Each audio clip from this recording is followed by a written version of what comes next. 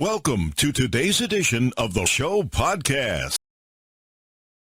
Queen drummer Roger Taylor is reportedly planning to have a 20-foot statue of Freddie Mercury installed in his garden.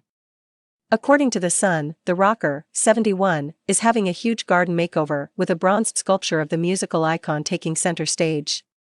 The sizable figure was used to promote the band's musical We Will Rock You and sat outside London's Dominion Theatre for 12 years until the end of the show's run in 2014. It is said that Roger has grand plans for his garden landscape, including a pool house featuring a bar and jacuzzi, as well as a terrace overlooking the garden and statue. But he'll have to have planning permission for his garden makeover and statue, as his 18th-century Surrey home is thought to be a conservation area. The pool house is said to surround Roger's existing swimming pool, with the area also including a gym as well as changing room. Roger, who is married to Serena Potgieter, is reportedly awaiting planning permission from Guildford Borough Council, who will come to a decision next month. And while Roger's plans may be grand, it's said that he's faced no opposition from his neighbors. Mail Online have contacted representatives of Roger Taylor for comment.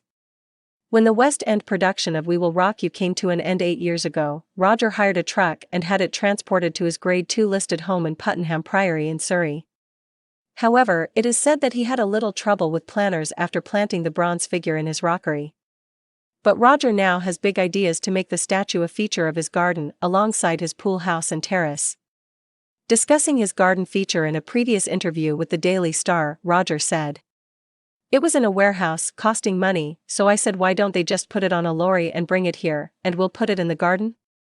I also thought it would be very funny to have the statue there, and I think Freddie would have found it hilarious. He would have found it really funny." It comes as Brian May revealed that he didn't like Queen's hit Don't Stop Me Now at first, as he thought Freddie Mercury's lyrics played down the dangers of AIDS. The guitarist, 73, admitted he wasn't comfortable with what Mercury was singing as he found it too flippant in view of the dangers of the HIV virus.